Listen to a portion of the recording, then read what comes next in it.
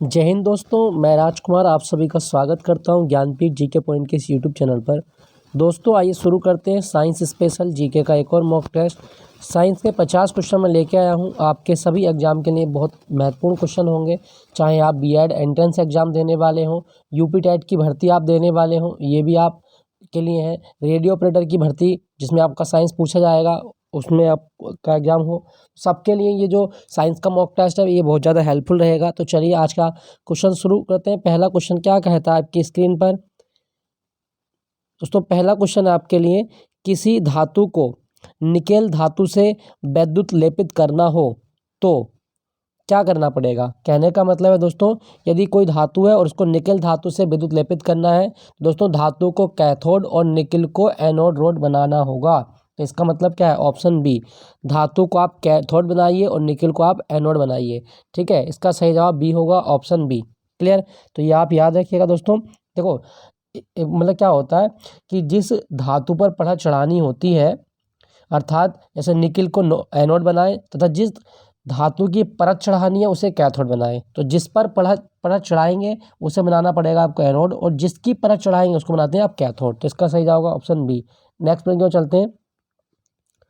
Radio संचरण के लिए वायुमंडल का कौन सा स्तर उत्तरदायी है? दोस्तों रेडियो तरंगों के लिए वायुमंडल की कौन सी परत उत्तरदायी है? वो है आपका आयन मंडल। ठीक है दोस्तों, आयन मंडल, क्योंकि रेडियो तरंगें जो होती हैं वो धनात्मक और ऋणात्मक आयनों के माध्यम से चलती हैं। तो इसका सही जवाब है आयन मंडल। याद रखना, आपसे पूछा जाता है। अच्छा, अगर आपसे पूछा जाए कि वायुमंडल में जो मौसम संबंधी परिवर्तन होते हैं वो कहाँ पर होते हैं? दोस्तों मौसम संबंधी परिवर्तन क्षोभमंडल में देखे जाते हैं, और ये हमारे वायुमंडल की सबसे निचली परत भी है। ये हमारे वायुमंडल की सबसे निचली परत भी है, क्षोभमंडल। साथ साथ जो वर्षा की घटना होती है वो भी कहाँ पर होती है? क्षोभमंडल में होती है, आप याद रखिएगा। ठीक है दोस्तों, यहाँ पे एक ऑप्शन में लिखा गया आपका समताप मंडल। देखो एक चीज़ याद रखना कि ओजोन लेयर जो मिलेगी वो कहाँ मिलेगी? दोस्तों ओजोन लेयर मिलती है आपकी समताप मंडल में।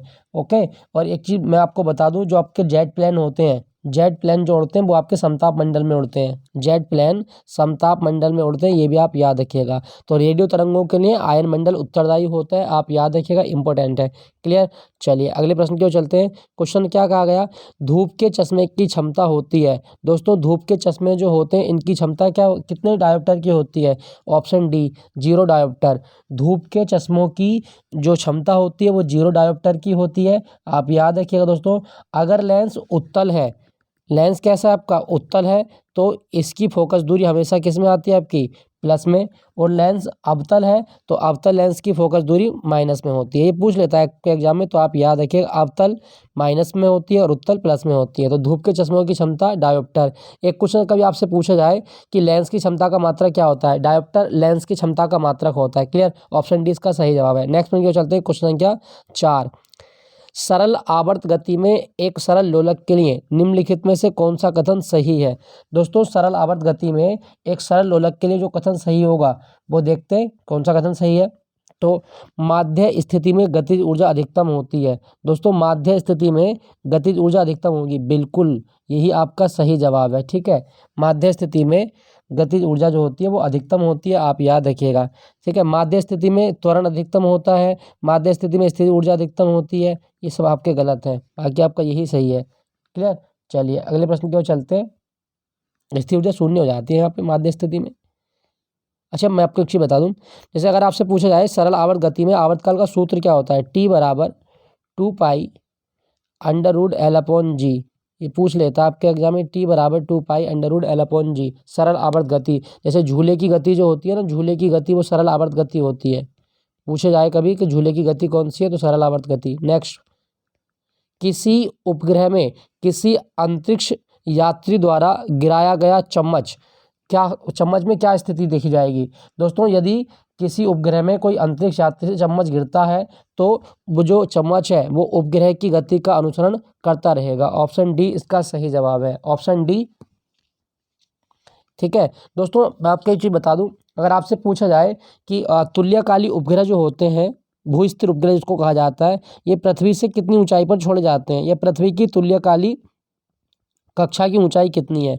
तो ये अभी रीट के एग्जाम में क्वेश्चन आया था। पृथ्वी की तुल्यकालिक कक्षा 36,000 किलोमीटर की ऊंचाई पर होती है। 36,000 किलोमीटर की ऊंचाई पर पृथ्वी की तुल्यकालिक कक्षा होती है। आप याद रखिएगा, इंपॉर्टेंट है। क्लियर। चलिए अगले प्रश्न की ओर चलते हैं। विद्युत चुम्बकीय विकिरण के लिए उनके बढ़ते हुए तरंग दैर्ध्य के क्रम में सही विन्यास बनाइए। दोस्तों विद्युत चुम्बकीय तरंगों का जो तरंग दैर्ध्य होगा उनका सही विन्यास क्या बनेगा? देखो सबसे सबसे बढ़ता हुआ क्रम बताना है, ठीक है। तो एक्स किरणें, दृश्य किरणें, अवरक्त किरणें और सूक्ष्म तरंग किरणें। तो इसका सही जवाब क्या बनेगा दोस्तों? सबसे पहले आएंगी देखो गामा किरणें, सबसे पहले गामा, गामा के बाद में आती हैं आपकी एक्स किरणें, फिर आएंगी आपकी दृश्य किरणें, फिर आएगा आपका अवरक्त किरणें, फिर सूक्ष्म किरणें। तो यहाँ पे एक्स से स्टार्ट है लेकिन गामा से सबसे ज़्यादा होती है, ठीक है। गामा तरंग दैर्ध्यों की जो तरंग की तरंग दैर्ध्य सबसे कम होगी और सूक्ष्म तरंगों की तरंग दैर्ध्य ज़्यादा होती है। इसका ऑप्शन बी सही जवाब है, ठीक है। ये आप याद रखिएगा। प्रकाश कैसी तरंग है? प्रकाश भी आपकी विद्युत चुम्बकीय तरंग है। नेक्स्ट आपका कंपनशील रज्जु के व्यवहार का अध्ययन करने के लिए किस उपकरण का प्रयोग किया जाता है? दोस्तों कंपनशील रज्जु के व्यवहार का अध्ययन करने के लिए सोनोमीटर का प्रयोग करते हैं। Option A sonometer. बैरोमीटर क्या मापता है? बैरोमीटर वायु दाब मापता है और इसमें पारा धातु भरी होती है। हाइड्रोमीटर क्या मापता है? जल का घनत्व मापता है। हाइड्रोमीटर जल का घनत्व मापता है, वाटर डेंसिटी मापता है। और हाइग्रोमीटर ये आर्द्रता मापता है, आर्द्रता याद रखिएगा, इंपॉर्टेंट है। क्लियर। नेक्स्ट, पानी की टंकी को ऊपर से देखने पर वह कम गहरी दिखती है। दोस्तों इसका कारण क्या है? देखो कोई भी अगर मान लीजिए बाल्टी में एक सिक्का पड़ा है तो वो सिक्का ऊपर उठा हुआ दिखाई देगा, ठीक है। उसमें पड़ी मगर अगर बाल्टी में अगर आप एक रोड को डुबोएं तो वो टेढ़ी दिखाई देती है। इसका कारण क्या है? इसका कारण है प्रकाश का अपवर्तन। दोस्तों प्रकाश के अपवर्तन के कारण तारे टिमटिमाते हुए, तारे जो ट्विंकलिंग करते हैं, तारे का टिमटिमाना किसका उदाहरण है? तो प्रकाश का अपवर्तन। टंकी कम गहरी दिखती है प्रकाश के अपवर्तन के कारण, और प्रकाश के अपवर्तन के कारण ही सूर्य उगने से 2 मिनट पहले और छिपने के 2 मिनट बाद तक दिखता रहता है। याद रखिएगा ये प्रकाश का अपवर्तन होता है। क्लियर। दोस्तों मैं आपको एक चीज़ बता दूं, परावर्तन क्या है? प्रकाश का परावर्तन क्या होता है कि जैसे ध्वनि ये और कोई वो है सरफेस, ध्वनि की तरंग इस सरफेस से टकरा कर जब वापस लौटती है इसे बोलेंगे परावर्तन। तो आपसे कहीं पूछा जाए परावर्तन की कोई घटना, डॉक्टरों के पास जो स्टेथोस्कोप होता है वो परावर्तन पर आधारित होता है। याद रखिएगा इसके बारे में। क्लियर। चलिए अगले प्रश्न की ओर चलते हैं। क्वेश्चन संख्या 9, क्या कहा गया है? क्यूरी ताप क्या होता है? दोस्तों क्यूरी ताप के बारे में बताना है कि क्या है। देखो क्यूरी ताप पर अनुचुंबकीय पदार्थ का ताप बढ़ने पर लोह चुंबकीय तथा ठंडा करने पर प्रतिचुंबकीय पदार्थों में परिवर्तित हो जाते हैं, ठीक है। तो इसका सही जवाब क्या होगा? क्यूरी ताप वह ताप है जिसपे धातुओं का चुंबकीय गुण समाप्त हो जाता है। ऑप्शन डी इसका सही जवाब है। धातुओं का चुंबकीय गुण जिस ताप पर समाप्त होता है उसको क्यूरी ताप कहा जाता है। नेक्स्ट प्रश्न की ओर चलते हैं। क्या कहा गया नेक्स्ट प्रश्न में? चंद्रमा पर कोई अंतरिक्ष यात्री नली की सहायता से नींबू का शरबत क्यों नहीं पी सकता? दोस्तों चंद्रमा पर आप नली की सहायता से नींबू का शरबत इसलिए नहीं पी सकते क्योंकि वहाँ पे ग्रेविटी का मान बहुत कम होता है, और ग्रेविटी का मान कम होने के कारण पलायन वेग बहुत कम होगा, जिसके कारण वहाँ वायुमंडल नहीं पाया जाता, और जब वायुमंडल ही नहीं पाया जाएगा तो रस आपके ऊपर नहीं आएगा। तो इसका मतलब क्या है कि चंद्रमा पर कोई भी वायुमंडल नहीं है। या अगर कोई अंतरिक्ष यात्री नली की सहायता से शरबत पीना चाहता है तो वो नहीं पी सकता क्योंकि चंद्रमा पर वायुमंडल नहीं है, और चंद्रमा पर 2 व्यक्ति बात भी नहीं कर सकते, मीडियम नहीं होता कोई भी, ठीक है दोस्तों। आप याद रखिएगा, इंपॉर्टेंट है, पूछ लिया जाता है।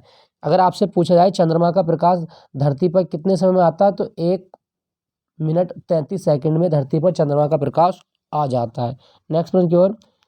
कोई कण एक समान गति पर कैसा होना चाहिए? दोस्तों कोई कण यदि एक समान गति कर रहा है तो आप क्या बताएंगे? दोस्तों जब एक समान गति कर रहा है तो उसका वेग एक समान हो सकता है, उसका वेग एक समान हो सकता है, ये आप याद रखिएगा, ठीक है। चलिए अच्छा, जब भी एक समान गति होती है तो त्वरण शून्य होता है, याद रखना। त्वरण क्या होगा आपका? त्वरण शून्य होता है, क्योंकि गति क्या आपकी एक समान है तो त्वरण शून्य होगा, क्योंकि त्वरण जो होता है वो वेग में परिवर्तन करता है। नेक्स्ट आपका वृत्ताकार पथ के चारों ओर पिंड की गति किसका उदाहरण है? दोस्तों वृत्ताकार पथ के चारों ओर इस तरह से कोई पिंड घूमता रहेगा चारों ओर तो क्या होगा दोस्तों? इसका जो वेग है वो बदलता रहेगा लेकिन चाल समान रहेगी, ठीक है। सही जवाब क्या होगा? समान वेग। अच्छा, इसने वृत्ताकार पथ के चारों पिंड की गति, समान वेग तथा समान चाल, समान वेग तथा समान चाल, ये आप याद रखिएगा। आपसे पूछा जाए तो 12 का सही जवाब है ऑप्शन ऑप्शन डी। दोस्तों इसमें ना क्योंकि वृत्त के बिंदु पर वृत्त के वेग की दिशा बदलती रहती है। दोस्तों इसका सही जवाब होगा ऑप्शन ए, डी नहीं होगा, ऑप्शन ए। रीजन है कि जब वृत्ताकार पथ पर कोई भी पिंड घूमेगा तो इसका जो दिशा होगी वो लगातार बदलेगी, और दिशा बदलने के कारण वेग क्या होगा, बदलता रहेगा, क्योंकि वेग एक सदिश राशि है, आप याद रखिएगा। तो इसका सही जवाब होगा ऑप्शन ए। नेक्स्ट आपका, अधिक ऊंचाई पर सांस लेने में कठिनाई क्यों होती है। दोस्तों आप जितनी ऊंचाई पर जाएंगे, ठीक है, आपको सांस लेने में कठिनाई क्यों होगी, क्योंकि वायुमंडलीय दाब कम हो जाता है। वायुमंडलीय दाब कम हो जाता है जिसके कारण सांस लेने में कठिनाई होती है, ये आप याद रखिएगा, इंपॉर्टेंट है। क्लियर। चलिए अगले प्रश्न की ओर। खाना पकाने के बर्तनों में लकड़ी अथवा बेकेलाइट का हैंडल क्यों होता है। दोस्तों खाना पकाने वाले जितने भी बर्तन होंगे उनमें लकड़ी या बेकेलाइट का जो हैंडल लगाया जाएगा, वो क्यों लगाएगा। देखो लकड़ी और बेकेलाइट दोनों ही ऊष्मा के क्या होते हैं, आपके खराब चालक होते हैं। मतलब है कि इसकी सहायता से आप बर्तन की हीट का अनुभव नहीं कर सकते, जिससे आपका हाथ जलेगा नहीं। मतलब लकड़ी और बेकेलाइट ऊष्मा के खराब चालक होते हैं, इसलिए आपको याद रखना है। ठीक है दोस्तों। चलिए अगले प्रश्न की ओर चलते हैं। गैस में ध्वनि संचरण निम्नलिखित में से क्या होता है। दोस्तों गैसों में ध्वनि संचरण जो होगा वो क्या होगा, रुद्धोष्म और संपीड़न और विरलन होता है। ऑप्शन डी इसका सही जवाब है, रुद्धोष्म, संपीड़न और विरलन। अगर आपसे पूछा जाए ध्वनि की चाल कितनी होती है तो 332 मीटर पर सेकंड ध्वनि की चाल होती है, ये आप याद रखना। नेक्स्ट आपका, जब हाइड्रोजन गैस को उच्च दाब के क्षेत्र से निम्न दाब के क्षेत्र में प्रसारित किया जाता है तो उस गैस के तापमान बढ़ने पर क्या प्रभाव पड़ता है। उस गैस के तापमान पर क्या प्रभाव पड़ता है। दोस्तों जब गैसों को उच्च दाब से निम्न दाब के क्षेत्र में प्रसारित किया जाता है तो उनका तापमान घट जाता है। तापमान क्या होगा, आपका तापमान घट जाता है। तो इसका सही होगा ऑप्शन ऑप्शन बी, तापमान थोड़ा कम हो जाएगा, घट जाएगा। क्लियर। चलिए अगले प्रश्न की ओर चलते हैं। वनस्पति घी के उत्पादन में कौन सी विधि काम में लाई जाती है। दोस्तों वनस्पति घी के उत्पादन में अपचयन की विधि काम में लाई जाती है। ऑप्शन ऑप्शन सी इसका सही जवाब है, अपचयन की विधि काम में लाते हैं। ठीक है, एक चीज़ याद रखना, अपचयन की क्रिया में हाइड्रोजन या किसी अन्य धनात्मक तत्व का पृथक्करण अथवा ऑक्सीजन या किसी अन्य विद्युत ऋणात्मक तत्व का संयोग होता है, याद रखिएगा, इंपॉर्टेंट है। बस इतना आप याद रखें कि अपचयन की विधि वनस्पति तेल के उत्पादन में मतलब प्रयोग करते हैं। क्लियर। चलिए अगले प्रश्न की ओर चलते हैं। क्वेश्चन संख्या 18। क्वेश्चन संख्या 18 क्या कहता है। कहा गया है हीरे के बारे में निम्नलिखित कथनों पर विचार कीजिए। दोस्तों हीरे के बारे में हमें विचार करना है, कौन कौन से कथन आपके सही हैं। ठीक है, सही कथन की पहचान करना है। देखते हैं, हीरा सबसे कठोर पदार्थ है, सही है। यह जलकर CO2 उत्पन्न करता है, हीरा जलकर ये गलत है। यह ताप तथा विद्युत का कुचालक है, ये भी सही है। यह सिलिकॉन का अपर रूप है, हीरा सिलिकॉन का अपर रूप है। देखो एक चीज ध्यान रखना, हीरा कार्बन का अपर रूप है। ठीक है, ताप तथा विद्युत का कुचालक होता है, ये सही है आपका। द्रव में नहीं घुलता लेकिन सबसे अधिक कठोर पदार्थ है, और 800 डिग्री से 800 डिग्री सेल्सियस पर गर्म करने पर CO2 देता है। तो ये आपका यहाँ पे जो कथन बनेगा, ये CO2 देता है क्योंकि कार्बन का रूप है, विद्युत का कुचालक है, लेकिन सिलिकॉन का अपर रूप है, ये गलत है क्योंकि हीरा कार्बन का अपर रूप है। हीरा कार्बन का अपर रूप है, ये आप याद रखिएगा। तो इसके सही कथन बनना है 1, 2, 3। ऑप्शन डी इसका सही जवाब है। हीरे का अपवर्तनांक कितना होता है, 2.42। हीरे का अपवर्तनांक 2.42 होता है, आप याद रखिएगा, इंपॉर्टेंट है, पूछ लेता है। क्लियर। चलिए तो इसका ही क्या होगा, हीरा सबसे कठोर पदार्थ है, सही है। जल का CO2 देता है, ये भी सही है। ताप का कुचालक है, ये भी सही है। नेक्स्ट प्रश्न की ओर चलते हैं। लोह धातु में जंग लगने के लिए वायु में इन दोनों की आवश्यकता होती है। दोस्तों लोह धातु में जंग लगने के लिए ऑक्सीजन और नमी की आवश्यकता होती है, ऑप्शन बी इसका सही जवाब है। और जब जंग लगता है तो लोहे का भार क्या हो जाता है, भार बढ़ जाता है, लेकिन लोहा खोखला हो जाएगा। ठीक है, याद रखिएगा कि लोहे पर जंग लगने पर उसका भार बढ़ जाता है। एक चीज़ ध्यान रखिएगा कि जब लोहे को आपको जंग से बचाना है तो आप उस पर किसकी परत चढ़ाएंगे, जिंक की। लोहे को जंग से बचाने के लिए जिंक की परत चढ़ाई जाती है, और इस प्रक्रिया को गैल्वेनाइजेशन कहा जाता है। गैल्वेनाइजेशन कहा जाता है इस प्रक्रिया को। नेक्स्ट में क्यों चलते हैं। सूची 1 को सूची 2 से मिलान करना है। कुछ अम्ल है और उनके कुछ सोर्स हैं। जैसे आपसे पूछेगा ऑक्जेलिक अम्ल, टमाटर में ऑक्जेलिक अम्ल होता है, टार्ट्रिक अम्ल इमली में टार्ट्रिक अम्ल होता है, सिट्रिक अम्ल नारंगी में सिट्रिक अम्ल होता है, खट्टे दही में लैक्टिक अम्ल होता है। तो सारे मिल गए आपके। एक बार दोबारा देख लेते हैं। तो ये देखो, लैक्टिक अम्ल दही में होता है, टार्ट्रिक अम्ल इमली में होता है, ऑक्जेलिक अम्ल टमाटर में होता है और सिट्रिक अम्ल नारंगी में होता है। तो 20 का सही जवाब क्या बनना है आपका? 20 का सही जवाब बनेगा, देख लेते हैं। पहले वाला 4 से मेल खाता है, दूसरा वाला 1 से मेल खाता है, तीसरा 3 से मेल खाता है और चौथा 2 से मेल खाता है। यानी कि 4 1 3 2, 4 1 3 2 मतलब ऑप्शन सी सही है, ऑप्शन सी। क्लियर। चलिए अगले प्रश्न की ओर चलते हैं। निम्नलिखित में से किसको पेंसिलों में प्रयोग किया जाता है? दोस्तों, पेंसिल में जो नोक होती है वो किसकी बनी होती है? तो वो जवाब होगा आपका ग्रेफाइट। पेंसिल की नोक में ग्रेफाइट का प्रयोग किया जाता है, आप याद रखिएगा, इंपॉर्टेंट है। ग्रेफाइट किसका अपर रूप है? कार्बन का एलोट्रोप होता है, कार्बन का अपर रूप है ग्रेफाइट। आप याद रखना, इंपॉर्टेंट है, पूछ लेता है। क्लियर दोस्तों। दोस्तों, जब हम पेंसिल से एक कागज पर लिखेंगे तो कौन सा बल के कारण लिखते हैं? देखो, 2 बल कार्य करते हैं, एक घर्षण बल और एक आसंजक बल। कभी आपसे पूछा जाए कि जब पेंसिल से आप किसी कागज पर लिखेंगे तो कौन से बल कार्य करते हैं, तो जवाब होगा घर्षण बल और आसंजक बल। देखो, घर्षण बल कैसे? क्योंकि पेंसिल जब कागज पर चलेगी तो उनमें घर्षण होगा। आसंजक बल कैसे? क्योंकि पेंसिल से जो आप लिख रहे हैं वो कागज पे चिपक जाता है लिखा हुआ, वो आसंजक बल होता है। ये आप याद रखिएगा, इंपॉर्टेंट है। दोस्तों, यहाँ पे ना एक लिखा गया आपका गंधक सल्फर, सल्फर की इकाई होती है S8, सल्फर की इकाई S8 होती है, आप याद रखिएगा। नेक्स्ट है, भारत में आर्सेनिक की समस्या का सबसे मुख्य कारण क्या है? दोस्तों, भारत में आर्सेनिक की समस्या का मुख्य कारण है प्रभावित क्षेत्रों में भौमजल का अतिशोषण। अब भौमजल का अतिशोषण ये आर्सेनिक की समस्या का सबसे महत्वपूर्ण कारण है। दोस्तों, मैं आपको बड़ा एक इम्पोर्टेंट क्वेश्चन बताता हूँ। देखो, अगर पानी में पारे का प्रदूषण बढ़ता है, पारे का प्रदूषण यानी कि मरकरी का प्रदूषण यदि पारे में बना तो कौन सा रोग हो सकता है? मीना माता। ये आप याद रखिएगा, मीना माता रोग हो सकता है। आपसे पूछा जाए तो इसके बारे में आप याद रखिएगा, मीना माता रोग हो सकता है। क्लियर। चलिए अगले प्रश्न की ओर चलते हैं। रबर को सल्फर से गर्म करके उसकी गुणवत्ता बढ़ाने की क्रिया को क्या कहा जाता है?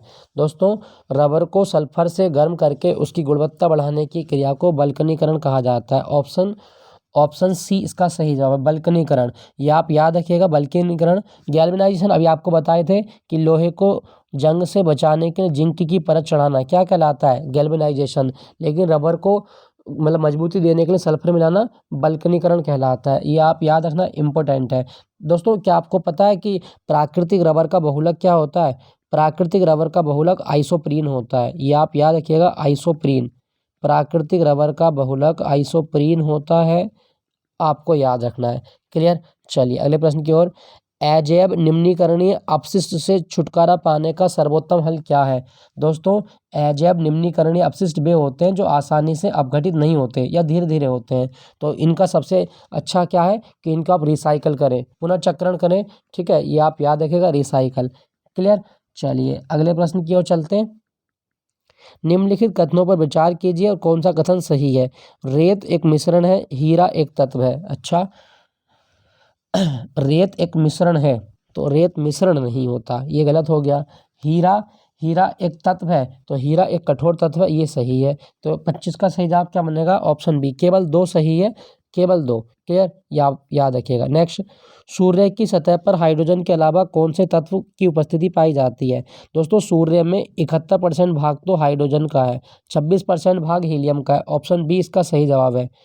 हीलियम जो है ये दूसरे नंबर पे सबसे ज़्यादा पाया जाने वाला तत्व है, आप याद रखिएगा। क्लियर दोस्तों।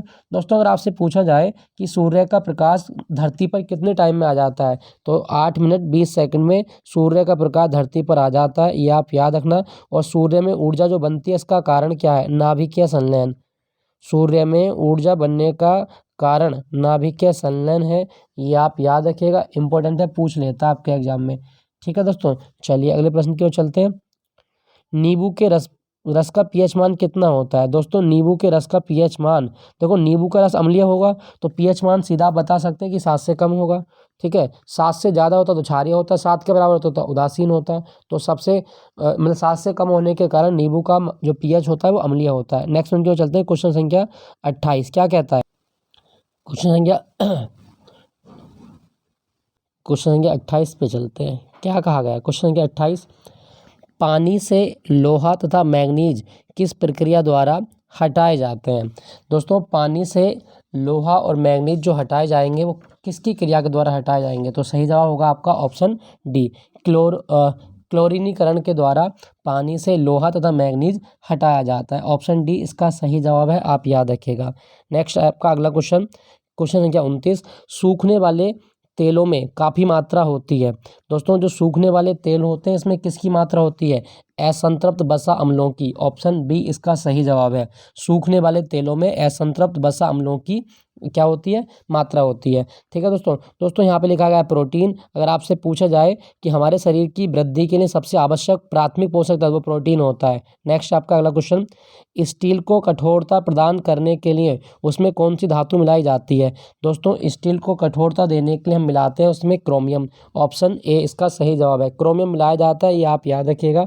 ठीक है, क्रोमियम का संकेत क्या होता है आपका, Cr होता है। स्टील को हम और क्या बोलते हैं, इस्पात भी बोलते हैं। स्टील को इस्पात भी बोलते हैं। और दोस्तों अगर आपसे पूछा जाए कि स्टील बनाने में आप किसकी चीज़ का प्रयोग करेंगे, तो आप उसमें मतलब लोहे की मात्रा होती है, iron plus carbon plus chromium. ठीक है, थोड़ा बहुत निकल भी हम मिला लेते हैं, तो ये आप याद रखिएगा। स्टील को कठोरता कौन देता है, क्रोमियम देता है। जंग रहित स्टील बनती है इससे। नेक्स्ट है आपका अगला क्वेश्चन, सही जोड़े की मिलान करना है आपको। रक्त अल्पता, दोस्तों एनीमिया जो होता है ये लोह तत्व की कमी से होता है। रतौंधी विटामिन ए की कमी से, बेरी विटामिन B1 की कमी से, और गलाघोटू ये आपकी आयोडीन की कमी से होता है। सही इस आप मिल आ सकते हैं, आप दोबारा देख लें एक बार इसको।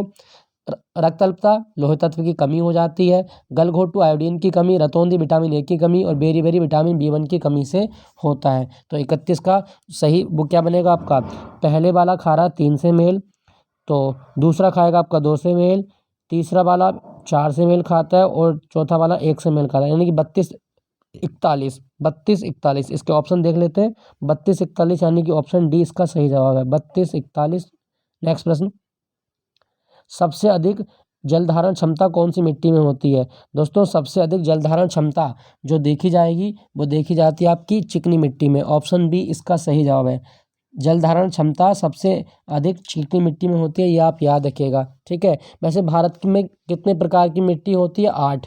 नेक्स्ट में क्यों चलते हैं, चाय की पत्तियों में सबसे महत्वपूर्ण उद्दीपक क्या है। दोस्तों चाय की पत्तियों में सबसे महत्वपूर्ण उद्दीपक कौन सा होता है, तो आपको याद रखना ये कैफीन होता है। चाय की पत्तियों में सबसे महत्वपूर्ण उद्दीपक कैफीन है, बाकी थीन भी होता है इसमें, ये भी आप याद रखना। ठीक है, कैफीन और थीन वैसे दोनों होते हैं आपकी चाय की पत्ती में। अगर आपसे पूछे चाय की खेती के लिए मिट्टी की प्रकृति कैसी होनी चाहिए, अम्लीय प्रकृति होनी चाहिए, और भारत में चाय बोर्ड का मुख्यालय कलकत्ता में है।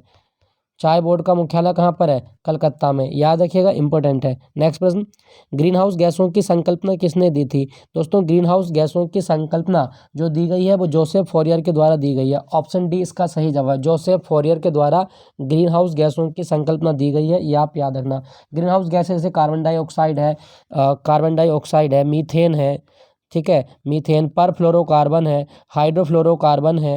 हाइड्रोफ्लोरोकार्बन, सल्फर हेक्साफ्लोराइड है, ठीक है, नाइट्रस ऑक्साइड है। तो ये बहुत सारी गैस ग्रीन हाउस गैस होती हैं, जलवाष्प भी होती है आपकी।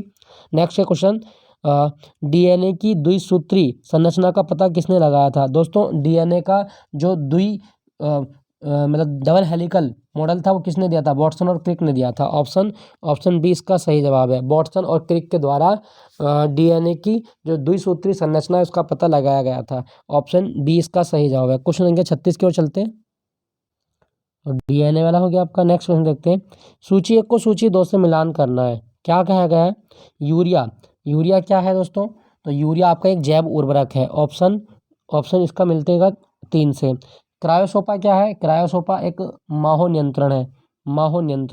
बायो 902 क्या है, सरसों का कायाक्लोन है।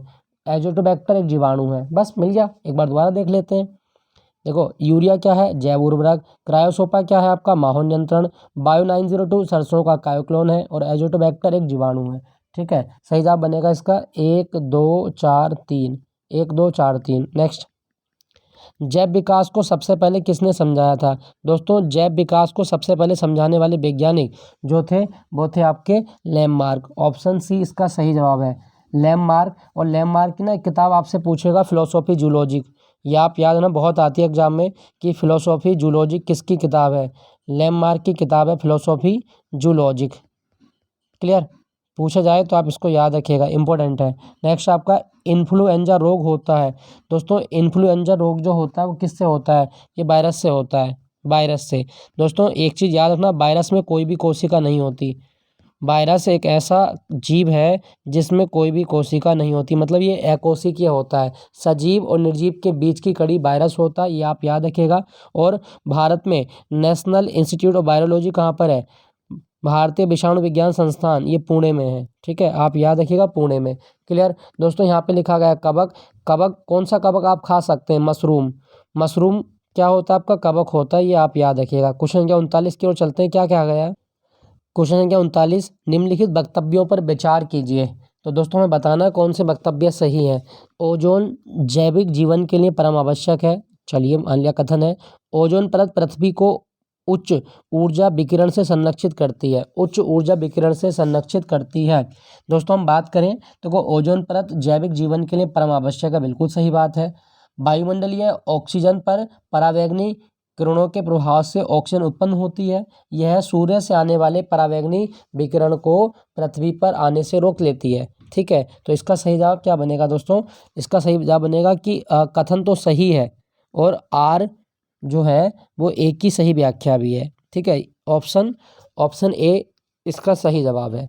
ओजोन परत समताप मंडल में मिलेगी और ओजोन का सूत्र क्या होता है, O3। नेक्स्ट, मलेरिया का संक्रामक चरण क्या है। दोस्तों जब मलेरिया का संक्रमण चरण क्या होता है, तो सही जवाब होगा दोस्तों ये होता है बीजागुण, यानी कि स्पोरोजाइट, स्पोरोजॉइट जो होता है ये मलेरिया का सबसे संक्रमण चरण माना जाता है। अच्छा मलेरिया किससे फैलता है दोस्तों, मादा एनाफ्लीज मच्छर के काटने से, मादा एनाफ्लीज मच्छर के काटने से मलेरिया रोग फैल जाता है, ये आप याद रखिएगा, इंपॉर्टेंट है, पूछ लेता है। नेक्स्ट, कुकुरमुत्ता या मशरूम की खेती उपयोगी नहीं होती।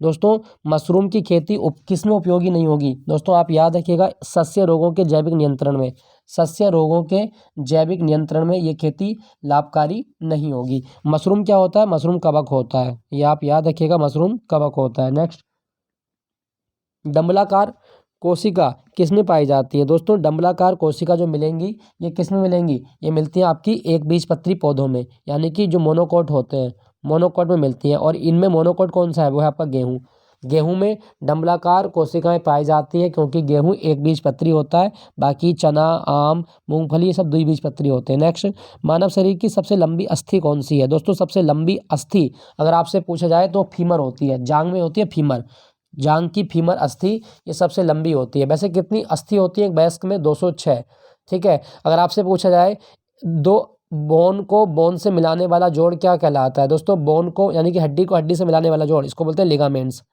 लिगामेंट्स बोला जाता है, ये आप याद है ना, पूछ लेता है आपके एग्जाम में, ठीक है। लिगामेंट्स होता है हड्डियों को हड्डी से मिलाने वाला जोड़। और मैं आपको एक चीज़ बता दूं, अगर आपसे पूछा जाए कि एक नवजात बच्चे के शरीर में कितनी अस्थि होती हैं, लगभग 300, लगभग 300 अस्थि एक नवजात बच्चे में होती है, ये आप याद रखिएगा। नेक्स्ट है आपका लाइकेन किसका उदाहरण है। दोस्तों लाइकेन जो है ना ये सहजीविता दर्शाता है, तो ये सहजीवी का उदाहरण है लाइकेन, ऑप्शन डी इसका सही जवाब है। लाइकेन जो होता है ये कवक और शैवाल के बीच का लिंक है, कवक और शैवाल के बीच का लिंक है, ये आप याद रखिएगा।